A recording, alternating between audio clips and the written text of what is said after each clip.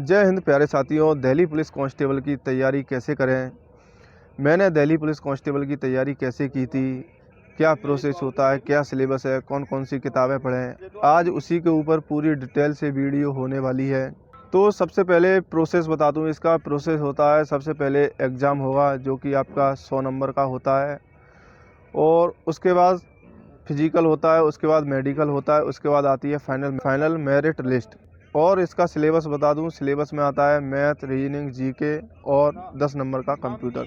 Math आता है इसमें 15 नंबर का, जीके आती है 50 नंबर की, और रीजनिंग आती है 25 नंबर की। तो आपको अब मैंने इसका सिलेबस बता दिया। अब मैं बता दूं मैंने तैयारी कैसे की थी। तो मैंने तैयारी तो काफ़ी दिनों से कर दी थी। दिल्ली पुलिस के लिए अलग से तैयारी नहीं की थी, क्योंकि मैं पहले भी ऐसे एसएससी, एमपी पुलिस काफ़ी एग्ज़ामों की तैयारी कर रहा था। तो मैंने फाउंडेशन बैच पढ़ा हुआ था, सभी का अलग अलग फाउंडेशन बैच पढ़ा था। मैथ्स का अलग पढ़ा था, रीजनिंग का अलग पढ़ा था, और जीके के लिए अलग पढ़ा था, और कंप्यूटर अलग पढ़ा था। तो सभी को आपको डिटेल बाय डिटेल सब्जेक्ट बता देता हूँ मैंने किस किस से कैसे कैसे पढ़ा था।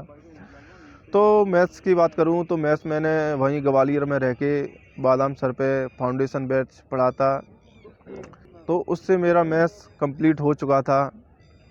तो मैथ्स का मेरा कोई भी चैप्टर बाकी नहीं रहा था, वहीं से मेरा सारा मैथ्स कंप्लीट हो चुका था। मुझे और एक्स्ट्रा मैथ पढ़ने की ज़रूरत नहीं थी, क्योंकि जब फाउंडेशन बैच हो जाता है तो आपके सारे डाउट क्लियर हो जाते हैं, मैथ भी अच्छा हो जाता है। फिर उसके बाद जब दिल्ली पुलिस का एग्ज़ाम आया तो उसके लिए मैंने मैथ्स की प्रैक्टिस की थी। प्रैक्टिस के लिए मैं प्रीवियस ईयर की एक बुक आती है चैप्टर वाइज, जो कि मैंने रोजगार विद अंकित चैनल की बुक है, उस पर से मैंने परचेज़ की थी। तो उसमें काफ़ी अच्छा दिया है, क्वेश्चन अलग से छांट छांट के दिए हैं। तो उससे प्रैक्टिस कर ली थी, तो मैथ काफ़ी अच्छा बन गया था मेरा, और मैथ में मेरे 14 नंबर आए थे। अब बात करते हैं रीजनिंग की। तो रीजनिंग मैंने एक सर हैं ऑनलाइन, उनसे ही पढ़ी थी। और रीजनिंग मैंने लगभग 3 से 4 टीचरों से पढ़ी है, क्योंकि मुझे कुछ टॉपिक उस सर के समझ में नहीं आया तो मैंने दूसरे सर से पढ़े हैं। फिर मैंने दूसरे सर से और चैप्टर पढ़े हैं। तो इस तरह से मैंने सारे चैप्टर कंप्लीट किए सबसे पहले। तो चैप्टर कंप्लीट करने से ये होता है कि आपका जब सिलेबस कंप्लीट हो जाता है तो रिवीजन करने में काफ़ी आसानी होती है। तो मैंने फिर उसके बाद चैप्टर कंप्लीट करके रिवीजन किया है। जब दिल्ली पुलिस का एग्ज़ाम आया तो उस टाइम पे एक और बुक लेकर आया मैं, वो भी अंकित भाटी सर की मंगाई थी मैंने, वो रोजगार विद अंकित चैनल से ही। तो वो रीजनिंग की बुक चैप्टर वाइज बुक थी, जो कि मैथ रीजनिंग दोनों की उसी टाइम मंगाई थी मैंने। चैप्टर वाइज से ये होता है कि प्रैक्टिस जल्दी हो गई थी, और सारे प्रीवियस ईयर थे वो, तो उससे काफ़ी अच्छी प्रैक्टिस हो गई थी रीजनिंग। और रीजनिंग में मेरा काफ़ी अच्छा स्कोर था, 25/25 स्कोर रहा मेरा। अब बात करते हैं कंप्यूटर की। कंप्यूटर 10 नंबर का आता है। कंप्यूटर मैंने यूट्यूब से पढ़ा था, मैंने कंप्यूटर, जो नवीन शर्मा ने पढ़ाया था, रोजगार विद अंकित चैनल पे पढ़ाया था, काफ़ी अच्छा पढ़ाया था। उसके बाद शिवम सर है, वो भी काफ़ी अच्छा पढ़ाते हैं उस पर। तो दोनों ही से मैंने वहाँ से कंप्यूटर पढ़ा था। कंप्यूटर को पहले मैंने पढ़ के नोट्स बनाए अपने। नोट्स बनाने के बाद रिवीजन किया, काफ़ी रिवीजन किया। उसके बाद एक बुक भी ख़रीदी, वो भी रोजगार विद अंकित चैनल से ही मंगाई थी कंप्यूटर की, जो दिल्ली पुलिस के अकॉर्डिंग ही बनाई गई थी। उसमें एमएस एक्सेल हुआ, एमएस वर्ड हुआ, पावर पॉइंट हुआ, और इंटरनेट, ईमेल वगैरह के कुछ चैप्टर थे। शॉर्टकट की थी, शॉर्टकट की से भी काफ़ी क्वेश्चन आए थे उसमें। तो इस तरह से उन्होंने कंप्यूटर को तो इस तरह से बुक बनाई जो दिल्ली पुलिस में बिल्कुल निचोड़ था उसका। तो कंप्यूटर हो गया इस तरह से मेरा पूरा। अब बात करते हैं जीके की। तो जीके के लिए मैंने पहले से ही कोचिंग ली थी। तो कोचिंग ली थी, और बुक थी, बुक को भी एक फॉलो कर रहा था मैं, लूसेंट बुक थी, उसको फॉलो किया, और जो मेरे नोट्स थे उनको सारा याद किया। और साइंस के लिए मैंने एक और बुक खरीदी थी, जो कि मेरे यहाँ इंदौर से मंगाई थी मैंने। तो साइंस की काफ़ी अच्छी बुक थी। तो इस तरह से मेरी जीके कंप्लीट हो गई। और कंप्लीट होने के बाद मैंने खूब सारा जीके का रिवीजन किया। जैसे ऐसा होता है, जीके को ना पढ़े तो जीके को भूलने लगते हैं। जीके का बार बार रिवीजन काफ़ी ज़रूरी है, क्योंकि रिवीजन नहीं करेंगे तो जीके याद नहीं होती, ऐसा लगता है जीके को भूल रहे हैं। तो रिवीजन बार बार करें।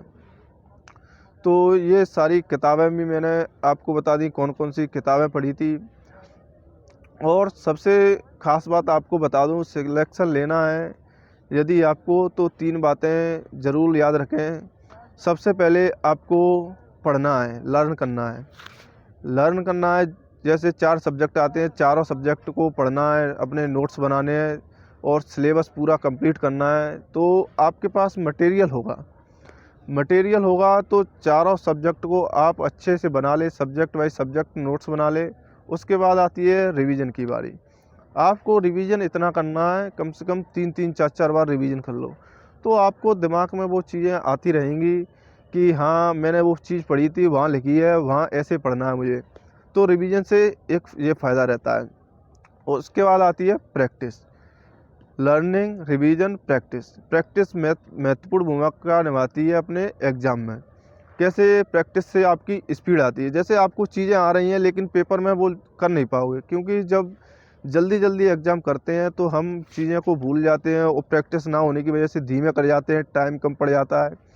1.5 घंटे का टाइम रहता है तो क्वेश्चन काफ़ी छूट जाते हैं मैथ्स रीजनिंग के। तो मैथ्स और रीजनिंग में तो आपकी प्रैक्टिस इतना ज़रूरी है, बिना प्रैक्टिस के कुछ संभव नहीं है। तो प्रैक्टिस काफ़ी करना है मैथ रीजनिंग की। तो लर्निंग, रिवीजन, प्रैक्टिस, यदि आपने ये 3 चीज़ें कर ली तो आपका सिलेक्शन ये समझ लो पक्का है। क्योंकि सिलेबस तो सभी कर लेते हैं लेकिन रिवीजन काफ़ी कम करते हैं, तो इससे होता ये है कि चीज़ें याद नहीं रहती हैं। आपको सिलेबस एक बार करना है, अच्छे तरीके से करना है, रिवीजन काफ़ी बार करना है। रिवीजन होगा तो उससे होगा कि यादें चीज़ें बनी रहेंगी। और उसके बाद टेस्ट वगैरह देने हैं आपको। टेस्ट आप कहीं भी दे सकते हो, जैसे टेस्ट बुक पे है। टेस्ट बुक काफ़ी अच्छा प्लेटफॉर्म है, मैंने भी काफ़ी टेस्ट दिए थे और कहीं भी काफ़ी जगह दिए थे। जो चैनल मुझे मिल गए थे जो फ्री में टेस्ट प्रोवाइड करा रहे थे, तो वहाँ जाके मैंने टेस्ट दिए। तो टेस्ट देने से ये पता चलता है कि हमारी कमज़ोरी कहाँ है, जैसे मैथ्स, रीजनिंग, जीके और कंप्यूटर। तो चारों में जब अपने नंबर को एनालिसिस करते हैं तो पता चलता है कि मेरी गलती यहाँ हो रही है, यहाँ मुझे दिक्कत आ रही है। तो उन चैप्टर को दोबारा पढ़ो, उसके बाद रिवीजन करो, उसके बाद उन चैप्टर की दोबारा प्रैक्टिस करो। तो उससे क्या है, जो हमारी गलती होती है उसे सुधारो। यदि आप बार बार गलती को सुधारेंगे तो आपका स्कोर टेस्ट में काफ़ी अच्छा होगा और एक दिन ऐसा आएगा कि आपका टेस्ट में स्कोर काफ़ी अच्छा होने लगेगा। तो दोस्तों, इस प्रकार मैंने अपनी तैयारी की थी, प्रोसेस क्या था, सिलेबस क्या था, किताबें कौन कौन सी पढ़ी थी, सारी वीडियो डिटेल में बता दी है। और यदि आपका कोई भी डाउट हो तो आप कमेंट कर देना, मैं आपको वहाँ पे बता दूँगा। और वीडियो आपको कैसी लगी कमेंट करके ज़रूर बताएं। धन्यवाद।